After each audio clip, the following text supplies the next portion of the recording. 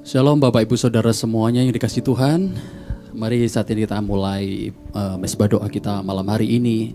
Mari kita satukan hati kita berdoa. Bapa di surga, kami bersyukur Tuhan untuk kebaikan-Mu yang tidak ada habis-habisnya dalam hidup kami ya Tuhan, yang senantiasa baru setiap hari. Dan kami bersyukur Tuhan saat malam hari ini Tuhan, kami boleh menghampiri tahta-Mu kembali. Kami mau Tuhan memberi yang terbaik. Kami mau menyembah Engkau, meninggikan nama-Mu. Urapi setiap kami semuanya di dalam nama Tuhan Yesus Kristus. Haleluya. Amin.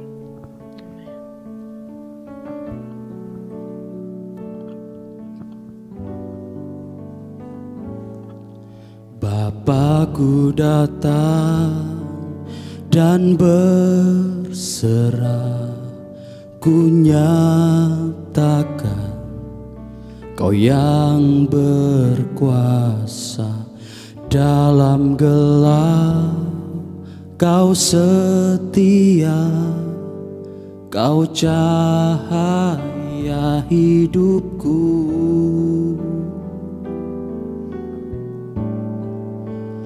Kau kuatkan aku bertahan, Kau harapan dalam kesesakan.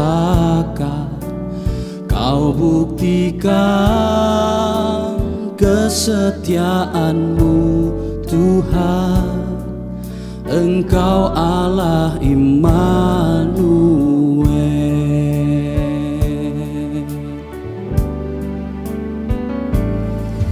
Bapakku datang untuk menyembah, ku nyatakan Kau yang bertahta dalam lemah, Kau sempurna, Kau cahaya hidupku.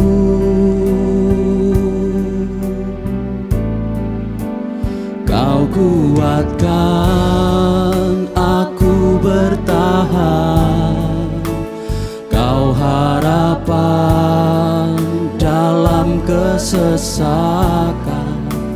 Kau buktikan kesetiaan-Mu Tuhan, Engkau Allah Immanuel.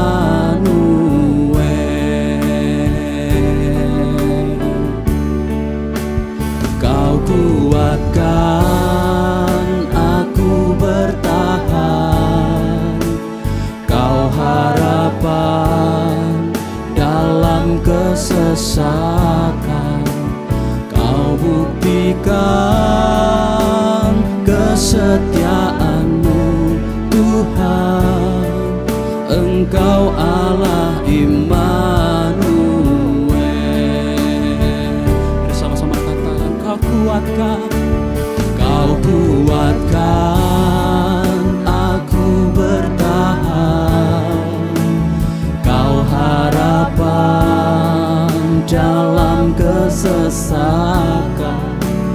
Kau buktikan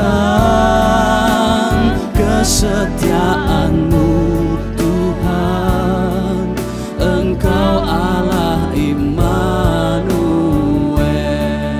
Bersama dengan iman katakan, Kau kuatkan, Kau kuatkan aku bertahan, Kau harapan dalam kesesakan. Kau buktikan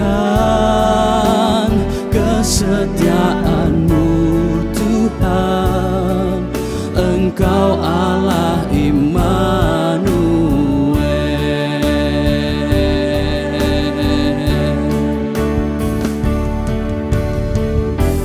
Tak usah ku takut, sebab Kau sertaku. Tak usah ku bimbang, Kau di dalamku. Tak usah ku cemas, Kau penghiburku. Saat ku lemah, Kau kuatku. usah ku takut, sebab Kau sertaku. Tak usah ku bimbang, Kau di dalamku. Tak usah ku cemas, Kau penghiburku. Saat ku lemah, Kau kuatku. Tak usah ku takut, tak usah ku takut, sebab Kau sertaku. Tak usah ku bimbang, Kau di dalamku. Tak usah ku cemas, Kau penghiburku. Saat ku lemah, Kau kuatku. Ku nyanyi haleluya,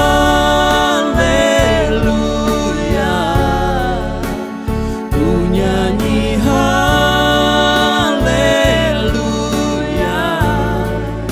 Sungguh Kau hebat, ajaib perkasa perbuatanmu.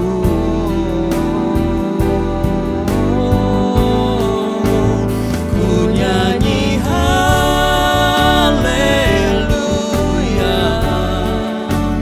ku nyanyi haleluya.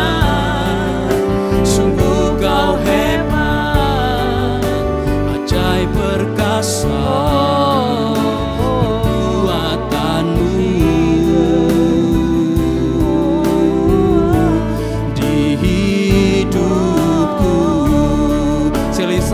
katakan, tak usah ku takut, tak usah ku takut. Tak usah ku takut, sebab Kau sertaku. Tak usah ku bimbang, Kau di dalamku. Tak usah ku cemas, Kau penghiburku. Saat ku lemah, Kau kuatku. Tak usah ku takut, tak usah ku takut, sebab Kau sertaku. Tak usah ku bimbang, Kau di dalamku. Tak usah ku cemas, Kau penghiburku. Saat ku lemah, Kau kuatku. Ku nyanyi haleluya,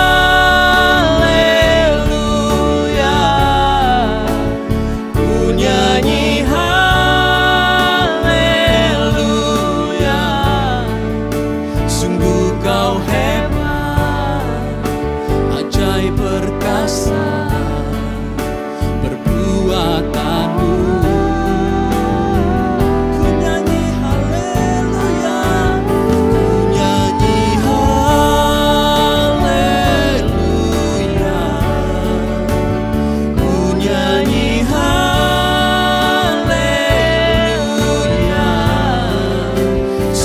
Kau hebat, ajaib perkasa perbuatanmu. Sekali lagi katakan, ku nyanyi haleluya, ku nyanyi haleluya, ku nyanyi haleluya. Sungguh Kau hebat, ajaib perkasa perbuatanmu.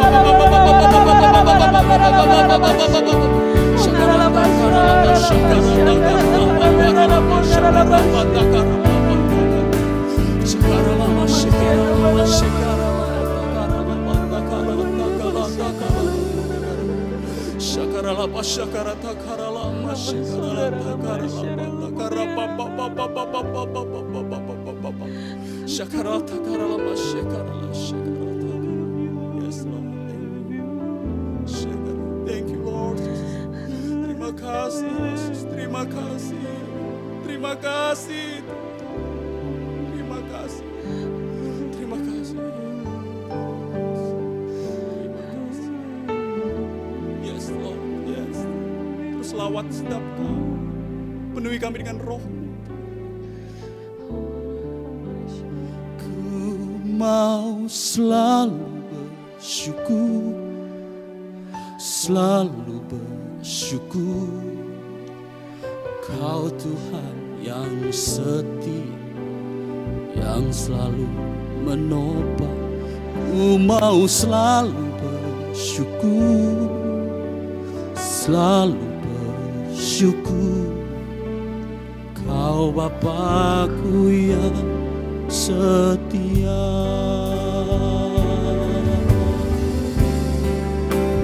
Ku mau selalu bersyukur, selalu bersyukur. Kau Tuhan yang setia, yang selalu menopang. Ku mau selalu bersyukur, selalu bersyukur. Kau Bapa-Ku yang setia. Ku mau selalu bersyukur, selalu bersyukur. Kau Tuhan yang setia, yang selalu menopang. Ku mau selalu bersyukur, selalu bersyukur. Kau Bapa-Ku yang setia, Kau Bapa-Ku yang setia, Kau Bapa-Ku yang setia.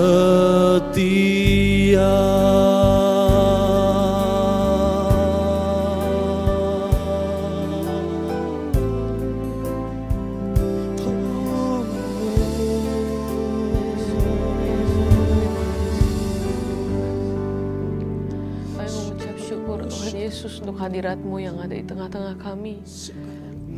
Kami tahu Tuhan bahwa keberadaan-Mu yang ada di tengah-tengah kami itu jauh lebih penting daripada apapun yang sedang berlangsung saat ini.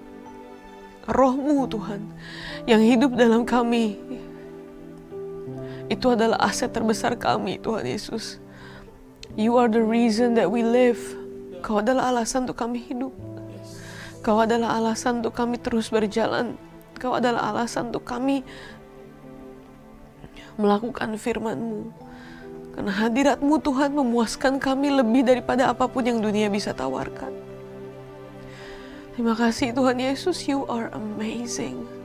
And we love You. Kami mengasihi Engkau Tuhan. Hadirat-Mu gak ada lawannya. There's nothing else in this world that can satisfy us like Your presence. Thank You Lord for touching our hearts. Thank You for touching everybody's hearts. Dan kami mau Tuhan, right now kami mau persiapkan hati kami Tuhan Yesus, pikiran kami. We know that You want to speak to us. Berbicaralah kepada setiap kami Tuhan, untuk kami bisa mengerti apa isi hati-Mu buat hidup kami, apa yang harus kami lakukan buat hidup kami. Berbicaralah Tuhan melalui firman-Mu. Kami mau siapkan hati kami, pikiran, dan seluruh anggota tubuh kami untuk melakukan firman-Mu. Terima kasih Bapa. Kau baik, Kau sangat baik buat hidup kami. Hanya di dalam nama Yesus kami sudah berdoa dan mengucap syukur. Haleluya. Sama-sama katakan, amin. Amin. Wow. Oke. Siapa yang diberkati dengan pujian penyembahan kita hari ini? Well, I did. Aku sangat diberkati. So, thank you untuk WL dan pemusik yang menemani saya hari ini. You guys made me cry, okay?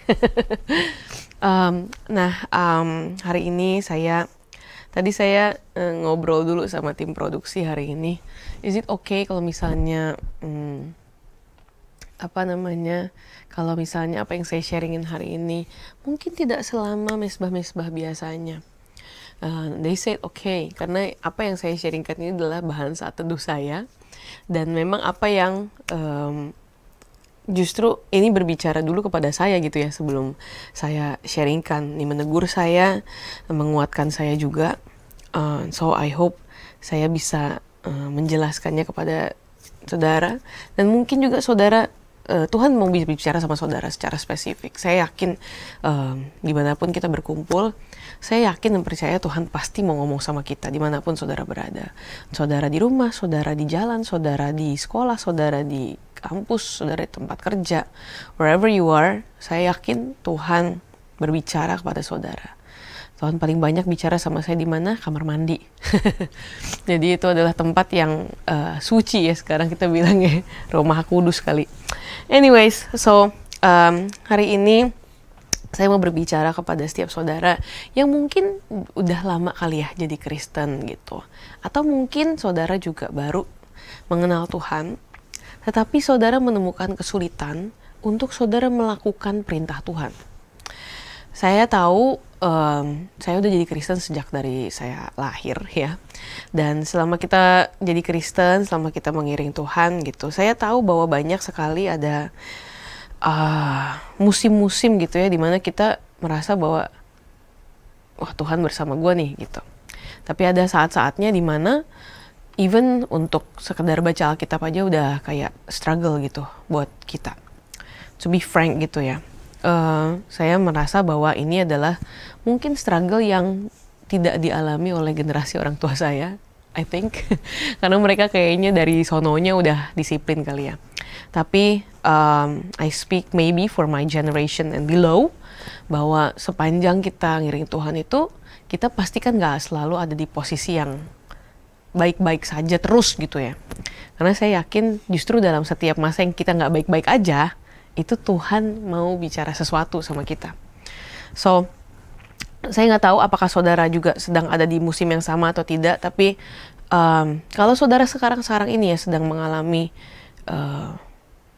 susah untuk saudara bisa melakukan firman Tuhan. Mungkin saudara sekarang susah untuk mengampuni orang lain. Mungkin saat ini saudara sedang susah untuk membangun kembali kebiasaan yang baik. Mungkin saat ini saudara sedang susah untuk membangun kebiasaan saat teduh. Mungkin sekarang ini saudara sedang kesulitan untuk apa? Berbicara kebenaran di tempat di mana saudara bekerja. Saya nggak tahu apa itu, tapi saya mengerti. I'm just saying that I know. Saya ngerti apa yang saudara sedang rasakan, dan itu mungkin adalah satu masa yang confusing, membingungkan buat kita gitu ya. Di satu sisi kita nih, saya tahu kita nih orang Kristen gitu ya. Kita kalau punya Tuhan kan harusnya kita nggak punya kendala apa-apa gitu ya. Kesannya bahwa memang ya kalau udah ada Tuhan ya hidup saya akan baik-baik saja gitu, dan gak akan mengalami penurunan dari segi iman mungkin kepada Kristus. Nah, tapi saya ngerti pada waktu kita mau coba sesuatu dan itu rasanya dan kita rasanya kayak pengen give up gitu ya. Itu pasti karena kita merasa apa yang kita lakukan tuh terlalu susah. Baik dalam pekerjaan kita, tuh terlalu susah deh kayaknya untuk saya bisa ngomong jujur di pekerjaan saya. Kalau saya ngomong jujur, nanti saya bisa dipecat. Atau mungkin buat saudara yang sedang mau hidup sehat gitu ya, mungkin mengubah kebiasaan untuk saudara tidur cukup, untuk saudara bisa makan dengan benar, lalu kebiasaan olahraga gitu ya. Mungkin buat saudara, aduh udah coba seminggu diet tapi udahlah nggak usah lagi gitu ya. Saya ngerti perasaan saudara karena saya juga sedang dalam tahap mengubah kebiasaan itu. Saya ngerti juga mungkin ada hal-hal yang terlalu susah untuk saudara lakukan, seperti semudah untuk mengampuni orang yang begitu melukai saudara gitu ya. Aduh, ini orang benar-benar nggak pantas diampunin. Mungkin gitu ya. Tapi mungkin kita bisa sama-sama setuju bahwa apa yang sedang kita struggle itu mungkin sekarang buat kita merasa bahwa itu terlalu sulit buat kita. Nah, kalau kita ngomongin tentang kita mau belajar taat nih sama firman Tuhan. Nah, kata taat ya, itu udah sering banget saya dengar dari zaman sekolah minggu. Bahkan ada lagunya ya, T-A-A-T, taat. Nggak tahu kan pasti ya. T-A-T, taat, saya mau seperti Yesus. Ya, T-A-T, taat.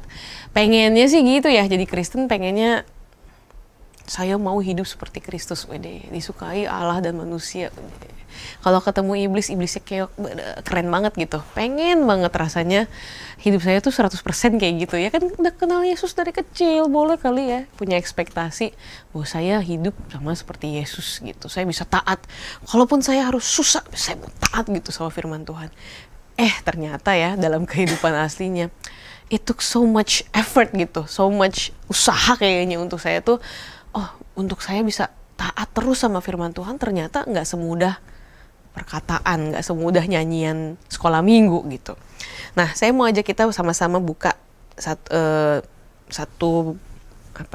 few passages yang kita mau sama-sama baca, yaitu di 1 Yohanes 5 ayat 1 sampai 5. Apakah iya untuk kita tuh bisa taat sama firman Tuhan? Apakah iya susah gitu? Nah, tapi di sini kita mau baca sama-sama dari 1 Yohanes 5 ayat 1 sampai 5. Judulnya adalah Iman Mengalahkan Dunia. Saya mau baca ini bersama-sama dengan saudara. Saya akan bacakannya ayat 1 sampai 5. Setiap orang yang percaya bahwa Yesus adalah Kristus, lahir dari Allah, dan setiap orang yang mengasihi Dia yang melahirkan, mengasihi juga Dia yang lahir daripadanya. Inilah tandanya bahwa kita mengasihi anak-anak Allah, yaitu apabila kita mengasihi Allah serta melakukan perintah-perintahnya.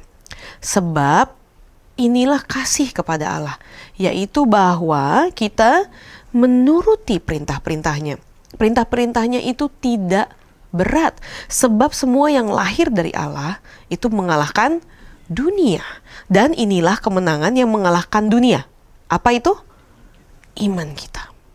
Siapa yang mengalahkan dunia selain daripada dia yang percaya bahwa Yesus adalah anak Allah? So, waktu saya baca ayat ini, saya semakin tertuduh, karena di sini di ayat 3 dibilangnya gini, sebab ini loh bukti kamu tuh mengasihi Allah, inilah kasih kepada Allah, yaitu bahwa kita menuruti perintah-perintahnya. Terus saya jadi mikir, berarti kalau saya nggak nurut sama firman Tuhan, saya nggak mengasihi Tuhan dong. Kan makin berat ya pressure-nya. Apa saya nih nggak mengasihi Tuhan? Tapi enggak kok, saya sayang sama Tuhan, tapi saya belum bisa menuruti perintah-perintahnya Tuhan 100% nih gitu. Ada hal-hal yang sekarang sedang saya gumuli untuk saya bisa lakukan. Nah, tapi ayat berikutnya bilang apa? Di ayat yang ketiga, kalimat berikutnya bilang perintah-perintahnya itu tidak berat. Hah? Tidak berat? Aduh, kalau Gen Z boleh ngomong ya, menurut lo ini nggak berat gitu ya kan? Nah, tapi dalam bahasa Inggrisnya di versi NIV, ayat 3 dibilang gini, in fact this is love for God, to keep His commands. Untuk kita mentaati perintah-perintahnya. And His commands are not burdensome. His commands are not burdensome. In a way, sebenarnya Tuhan mau ngomong begini. Beban untuk mentaati firman Tuhan itu sebenarnya bukan beban. It's not burdensome. Sulit, mungkin. Tetapi untuk kita mentaati perintah-perintahnya Tuhan, itu bukan sesuatu yang seharusnya menjadi beban. Kenapa? Ini menarik banget deh. Waktu saya baca, saya bilang, waktu saya nggak kuat, saya tuh suka bilang sama Tuhan, saya tuh sebenarnya pengen taat. Saya nggak tahu apakah saudara pernah berdoa hal yang sama apa enggak. Tapi saya pernah bilang, Tuhan, saya tuh sebenarnya pengen taat loh. Cuman asli susah banget gitu. Saya pengen taat kok. Saya pengen loh melayani Tuhan tuh dengan benar gitu. Saya pengen Tuhan tuh ngelihat saya nih orang yang disiplin. Saya pengen punya kebiasaan yang baik. Saya pengen mentaati firman Tuhan untuk mengampuni orang-orang yang dari sekitar saya. Saya pengen. Tapi kenapa susah banget ya? Saya suka berdoa gitu sama Tuhan pada waktu pribadi sama Tuhan. Nah, tetapi ini yang Tuhan bilang di ayat 4, karena everyone born of God, bahasa Inggrisnya, overcomes the world. Karena semua orang yang lahir dari Allah itu akan overcome, menang dari dunia ini.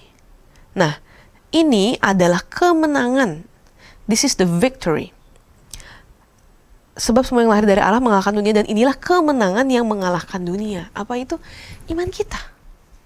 Jadi, in another way, Tuhan tuh sebenarnya bilang, ketika kamu punya iman, kamu bisa mengalahkan dunia. Papa saya suka ngomong bahwa lebih mahal bayar ketidaktaatan daripada ketaatan. Dia suka ngomong, lebih mudah taat daripada nggak taat.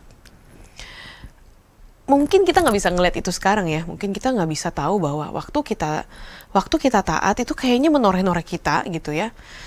Saya harus, kalau bahasa Paulus, I have to beat up my body gitu, untuk kita mengikuti apa maunya Tuhan, untuk kita menjalankan firman Tuhan. Tapi kita kan belum tahu ya apa konsekuensinya kalau kita nggak taat. Apakah itu akan lebih berat atau itu sebenarnya lebih mudah. Tetapi ini yang Tuhan janjikan, semua yang lahir dari Allah itu mengalahkan dunia. So kalau saudara dan saya adalah anak-anak Allah, saudara kan berarti lahir dari Allah, betul nggak? Berarti sudah ada sebenarnya DNA dalam hidup kita untuk apa? Mengalahkan dunia. So waktu saudara dan saya merasa bahwa Tuhan, susah saya tuh ngelakuin perintah Tuhan. Saya tahu mungkin sulit, tetapi itu bukan beban.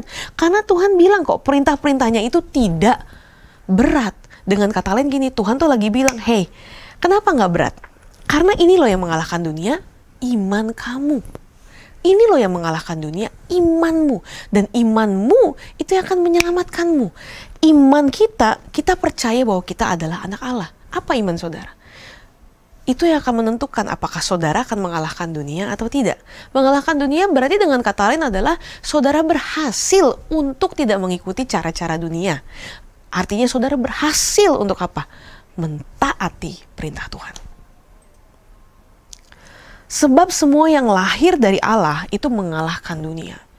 So kalau saudara harus melakukan the hard thing, kalau saudara harus memutuskan hal yang sulit, namun benar, keputusan sulit itu akan membuat saudara mengalahkan dunia. Gak mudah untuk kita bisa beat up our body, untuk kita bisa melatih diri kita untuk mengalahkan dunia, untuk kita bisa mentaati firman Tuhan, untuk kita bisa menuruti perintah-perintah Tuhan. It's not easy. Saya tahu ada banyak adjustments, ada banyak penyesuaian, penyelarasan yang harus kita buat supaya apa? Supaya hidup kita bisa benar-benar selaras dengan firman Tuhan. Tetapi Tuhan ternyata menjanjikan sesuatu buat saudara dan saya, bahwa kamu gak perlu mengandalkan kekuatan kamu sendiri untuk taat. Kamu gak perlu mengandalkan kekuatanmu sendiri untuk bangun pagi lalu kamu baca Alkitab setiap hari. Kamu gak perlu mengandalkan kekuatanmu sendiri untuk kamu menjadi teladan di kantor kamu. Kamu gak perlu, kamu gak perlu sendiri untuk saudara bisa mengampuni orang yang melukai saudara. Saudara gak sendiri untuk saudara bisa bersyukur di tengah-tengah bencana yang saudara alami. Untuk kita bisa menuruti perintah-perintahnya, Tuhan sudah janji bahwa kita sudah punya kemenangannya. Karena kemenangan inilah yang mengalahkan dunia. Apa itu? Iman kita. Simple kan? Iman kita. So pertanyaannya adalah, di mana sekarang iman saudara berada? Apakah iman saudara adalah saudara pasti akan mengalami hal yang gak enak kalau saudara melakukan kebenaran firman? Di mana iman saudara? Apakah saudara percaya bahwa ketika saudara melakukan yang benar, maka Tuhan yang akan menjamin hidup saudara? Di mana iman kita? Karena ayat 5 bilang gini, siapa yang mengalahkan dunia selain daripada dia yang percaya bahwa Yesus adalah anak Allah. Buat orang Kristen saya yakin ada masanya deh buat kita percaya bahwa kita itu gak bisa pakai diri kita sendiri. Kita gak bisa menyelamatkan diri kita sendiri. Nah, waktu kita merasa seperti itu, pasti kita menaruh harapan kita sama siapa? Yesus. Karena kita orang Kristen. Kita punya harapan, yaitu Kristus.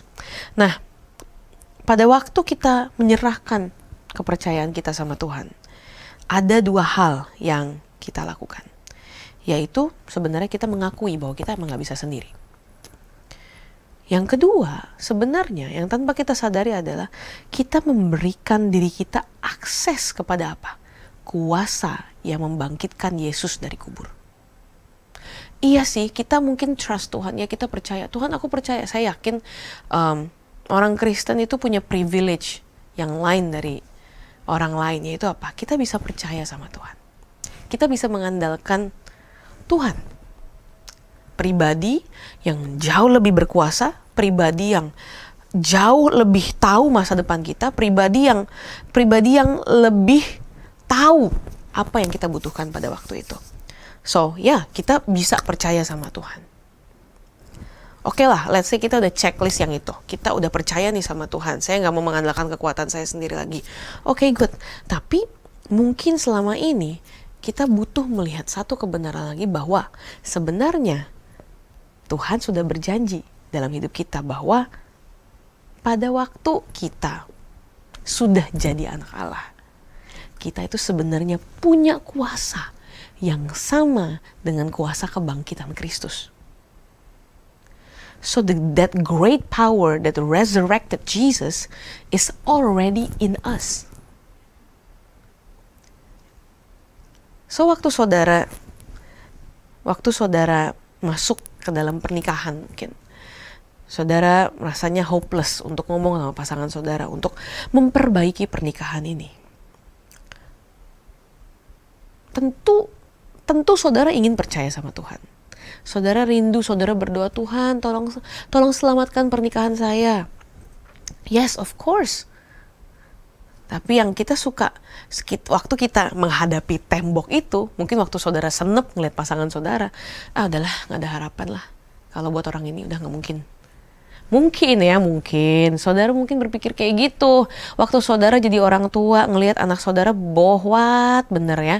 Nah mungkin saudara merasa bahwa udahlah gak ada harapan lagi sih buat anak ini, udahlah. Padahal sebenarnya kuasa kebangkitan itu ada loh di dalam hidup saudara. It's up to us. Tergantung bagaimana kita bisa mempercayai Tuhan. Seperti dengan cara yang sama saudara percaya bahwa saudara sudah diselamatkan. Dengan cara yang sama saudara juga bisa mentaati perintah-perintah Tuhan. Kalau Tuhan perintahkan istri tunduklah kepada suami. Meskipun mungkin suaminya ya ngeselin banget. Mungkin suaminya itu kalau di rumah ya gak pernah bantuin kerjaan istrinya. Mungkin. Tapi Tuhan bilang kamu harus tunduk sama suami kamu. Apa? Ini Tuhan, aduh, apa manusia ini gak bisa, Tuhan gak bisa gitu. Mungkin ya saudara ada yang merasa seperti itu. Tapi kalau Tuhan bilang bahwa ada kuasa loh di dalam hidupmu, imanmu itu yang akan membuat kamu memenangkan dunia ini. Imanmu itu loh yang akan membuat kamu bisa menaklukkan dunia ini. Kalau saudara feed yourself dengan omongan orang-orang yang gak percaya sama firman, mereka mungkin udahlah tinggalin aja laki-laki macam gitu. Mungkin mereka bilang, udah kamu ini aja lah, talak 1. Ya, udah pokoknya kasih ultimatum. Kalau dia tidak berubah maka kamu akan meninggalkan dia segera gitu. Tapi gak itu ternyata sebenarnya yang Tuhan inginkan. Kalau saudara tahu firman Tuhan, bahwa sebagai istri kita harus tunduk kepada suami kita, menghormati suami kita. Siapa tahu sebenarnya jawabannya ya justru ada di firman itu. Kenapa dia kok kayaknya kalau di rumah nggak pernah bantuin istrinya? Karena mungkin aja dia baru sampai rumah, saudara udah marah-marah duluan. Cepetan tuh ya cuci piring, cepetan tuh ya buang sampah, cepetan tuh ya. Nah sekarang kita ganti. Bagaimana kalau kita memakai approach-nya firman Tuhan? Taat kepada firman Tuhan. Oh, dengan cara yang sama, iman saya membantu saya untuk saya taat sama firman Tuhan.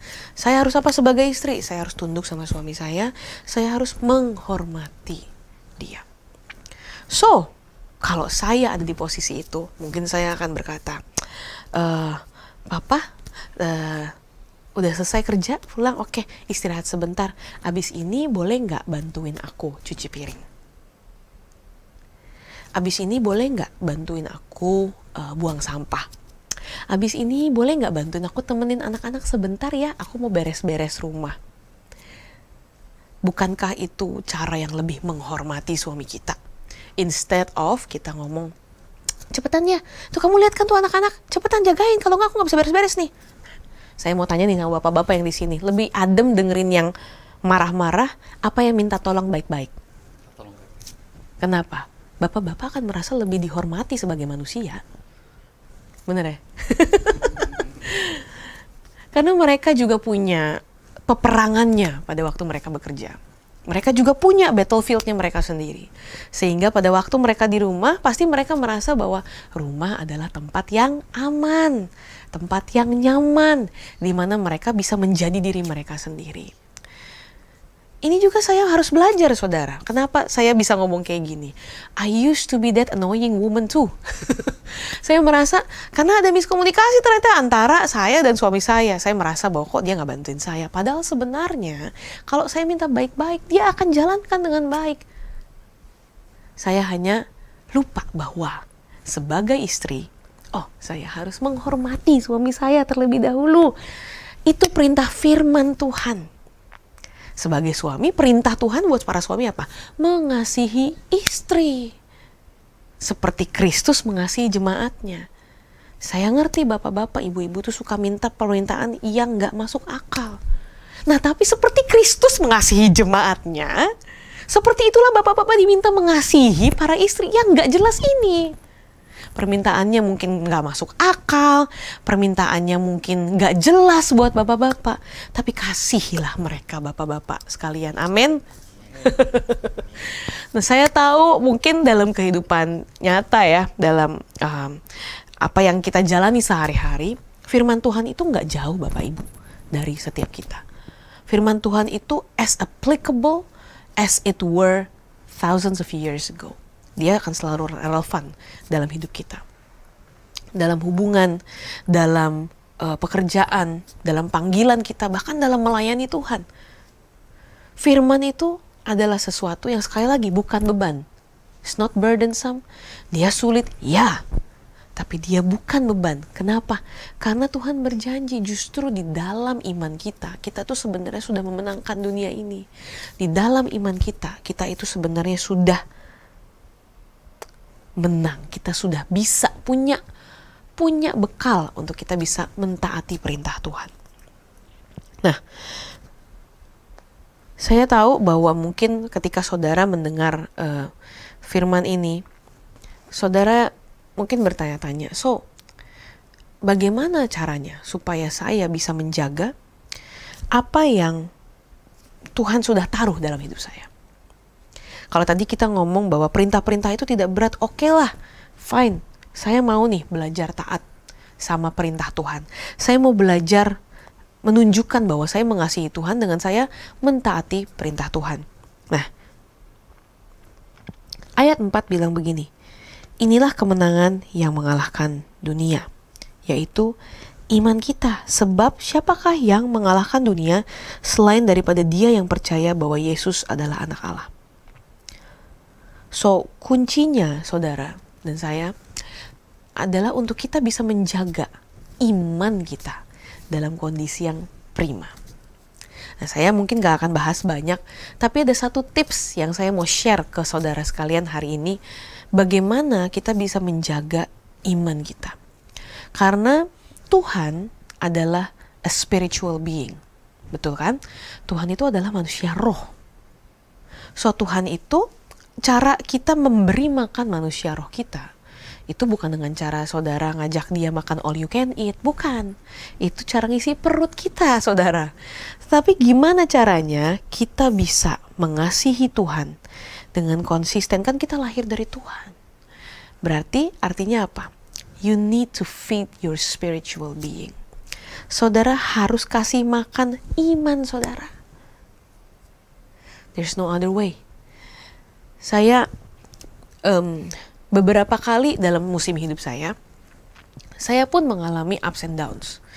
Saya, ketika Tuhan jamah saya dan mengingatkan saya akan mimpi-mimpi yang sudah Tuhan taruh dalam hidup saya, akan janji-janji yang sudah Tuhan taruh dalam hidup saya, pasti saya excited.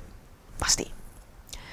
Tetapi setelah saya menerima janji itu, ada musim-musim di mana saya tidak bisa menjaga that fire, iman itu untuk tetap percaya sama janji Tuhan.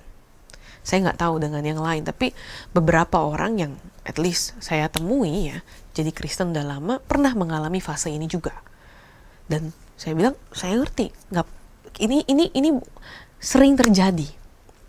Nah, apa yang saya lakukan? I feed my spiritual faith. So, apa yang saya lakukan ketika Tuhan menjamah saya? Ketika Tuhan mengingatkan saya lagi kepada janji-janjinya, kepada firman-Nya, kepada mimpi-mimpi yang udah Tuhan taruh dalam hati saya. Yang saya lakukan adalah ini. Saya pastikan bahwa saya mau punya waktu berdua Tuhan. Saya memuji Tuhan, saya menyembah Tuhan, saya masuk dalam hadirat Tuhan. Sesimpel saya pasang MP3, saya pasang Spotify, mungkin saudara pasang YouTube, lalu saya duduk diam, saya bangun lebih pagi daripada anak-anak saya, lalu saya duduk diam untuk saya menyembah Tuhan. Saya cari Tuhan sampai Tuhan menjamah saya. Karena di momen dimana Tuhan menjamah saya, spirit saya nyala. Spirit saya nyala. So kalau buat saya, esensi ibadah itu adalah berjumpa sama Tuhan. Khotbah of course it's good. Tapi I don't want to miss praise and worship time. Karena di sana saya bisa ketemu Tuhan. Kalau Tuhan sudah menjamah saya pada waktu saya menyembah Tuhan, semua firman yang masuk dalam khotbah itu saya bisa tangkap bukan dengan pikiran saya, bukan dengan mulut saya doang, tapi dengan iman saya dan dengan roh saya. Saya akan berkata amin paling kencang kalau roh saya itu dalam keadaan yang prima.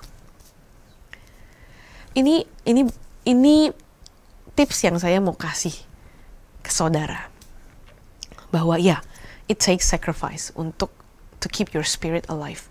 It takes time to keep your spirit alive. It takes your effort to keep your spirit alive. Tapi juga yang saudara dan saya harus tahu adalah that effort itu sudah ada bekalnya dalam hidup saudara.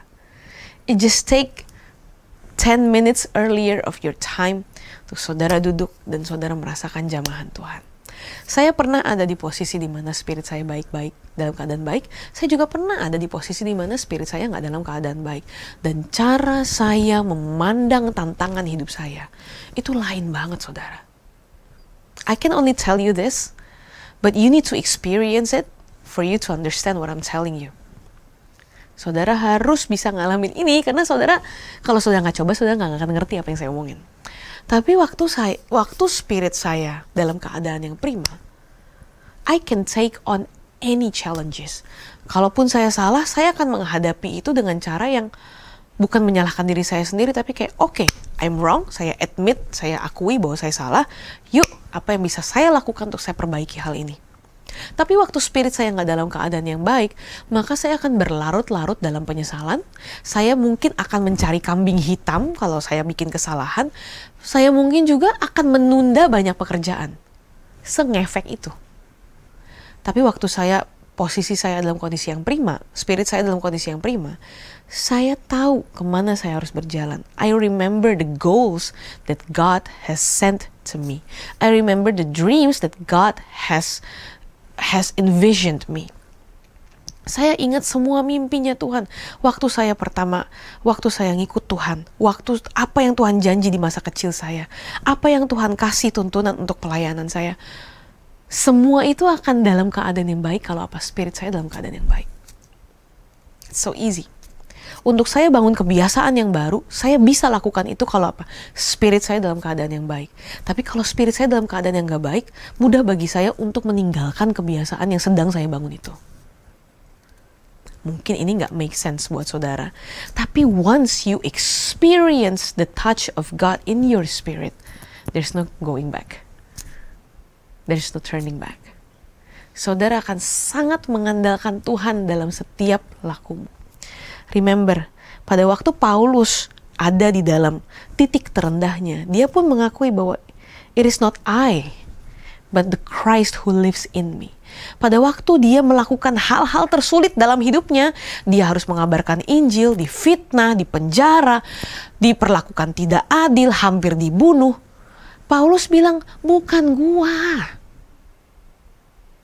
It is Christ that lives in me. Jadi waktu saudara harus melakukan hal-hal yang sulit, saudara tuh gak butuh diri saudara butuh apa? Kristus yang hidup dalam hidup saudara. Waktu saudara mentaati firman Tuhan, saudara bukan butuh diri saudara sendiri, saudara butuh apa? Saudara butuh Kristus yang hidup di dalam hidup saudara. That's why we need to keep our spirit alive. Why? Because Christ is a spiritual being. For him to live inside of us, dia mesti punya habitat yang benar kan? And that is our spirit. And how to keep that spirit alive? Gak ada cara lain. You need to soak in the spirit. You need to live in the spiritual realm. To function in the real world. Semakin saudara dekat sama Tuhan, ini sih yang saya rasakan ya. Ini pengalaman hidup saya. Bahwa semakin dekat kita sama Tuhan, semakin real hidup kita. Yes. Real yang di sini saya maksud itu bukan cuma tantangan kehidupannya aja, tetapi juga kemenangannya. Semakin dekat saya sama Tuhan, saya semakin punya cara pandang yang lain. Semakin dekat saya sama Tuhan, saya semakin mengerti bahwa kalau saya bisa melakukan A, B, C, D, itu bukan saya. So saya nggak punya sedikit pun keberanian untuk berkata bahwa yeah, I did it because I can. No. Semakin saya dekat sama Tuhan, semakin banyak yang kita bisa kerjain bersama. Justru semakin saya tahu ini bukan gua sih. Kalau bukan Tuhan, nggak mungkin. Kalau bukan Tuhan, saya sih nggak tahan. Kalau bukan Tuhan, saya tidak akan melewati proses ini dengan tersenyum. Kalau bukan Tuhan, saya nggak akan mungkin melewati masa pandemi dengan waras. Kalau bukan Tuhan, nggak mungkin bisnis saya bisa diberkati sampai sebegininya. Kalau bukan Tuhan, nggak mungkin anak saya berubah. Kalau bukan Tuhan, nggak mungkin pernikahan saya diselamatkan. Why? Because Christ is in you.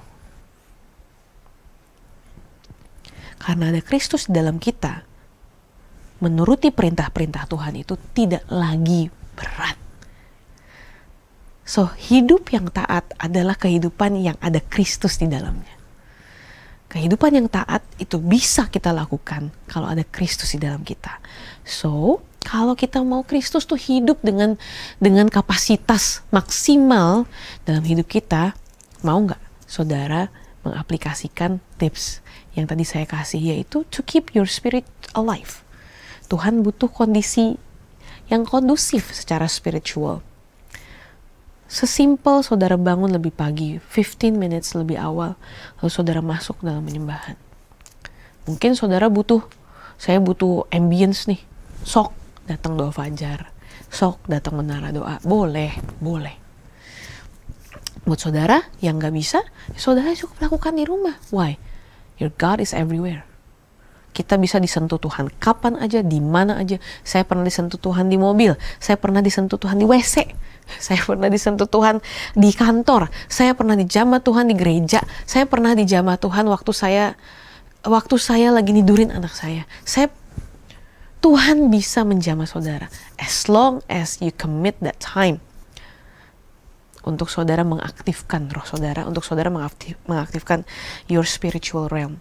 So, kalau saat ini saudara sedang struggle untuk bisa taat melakukan firman Tuhan, yuk kita sama-sama cek yang ada di dalam kita ini lagi dalam kondisi yang seperti apa. Di mana iman kita sedang berada, di mana kondisi roh kita sedang berada. Saya yakin untuk mentaati firman Tuhan jadi tidak akan sesulit itu kalau kita melibatkan Tuhan di dalamnya.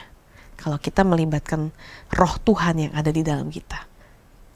Saudara akan bisa mencapai mimpi-mimpi saudara akan bisa mencapai janji-janji Tuhan selama saudara menjaga roh saudara. Saudara mengaktifkan roh saudara. Agar apa?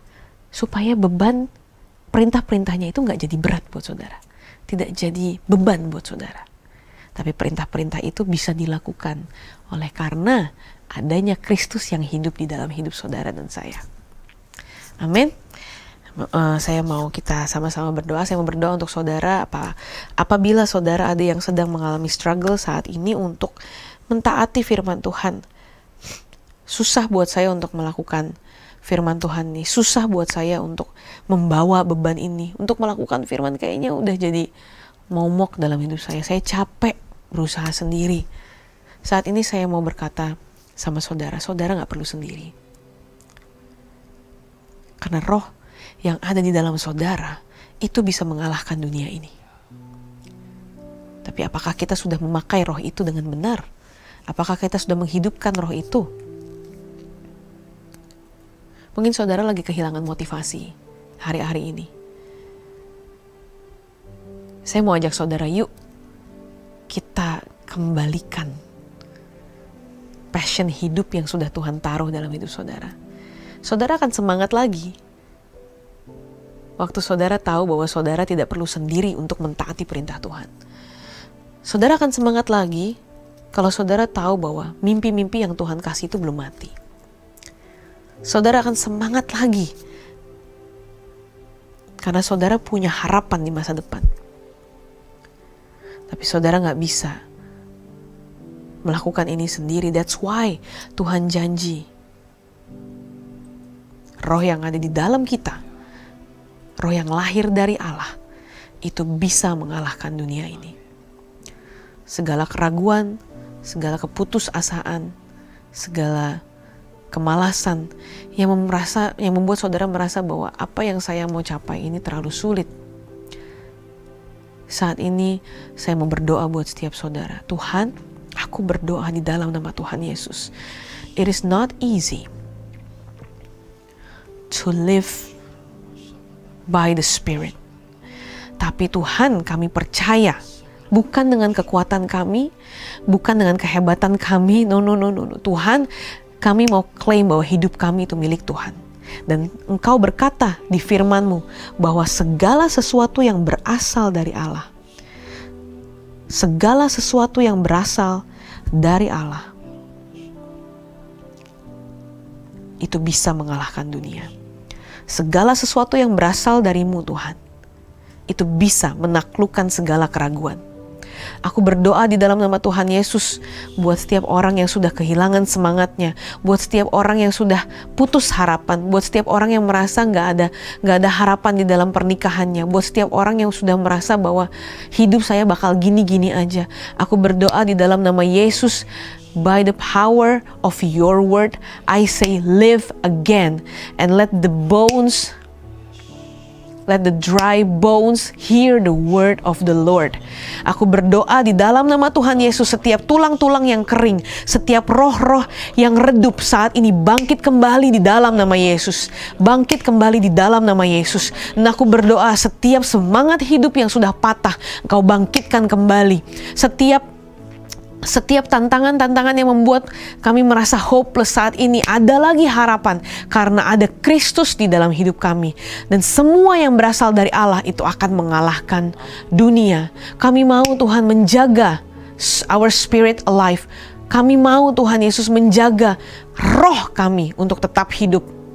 Karena kami berasal daripada-Mu dan Engkau adalah roh. Oleh sebab itu kami yang juga adalah manusia roh.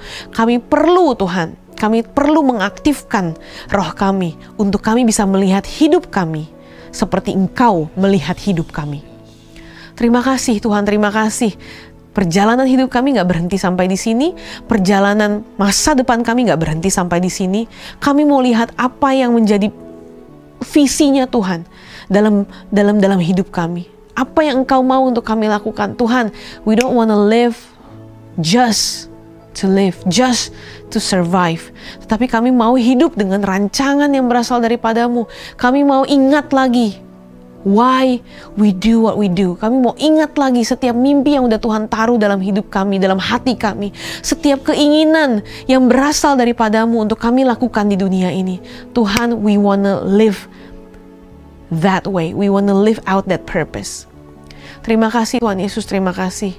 Berbicaralah kepada setiap kami Tuhan, bangkitkan kembali roh kami, bangkitkan kembali Tuhan Yesus, Roh Kudus yang ada di dalam kami, sehingga kami Tuhan Yesus bisa melihat dengan cara Tuhan melihat. It is not I, but Christ who lives in me. Terima kasih Bapa, hanya di dalam nama Yesus kami sudah berdoa dan mengucap syukur. Haleluya.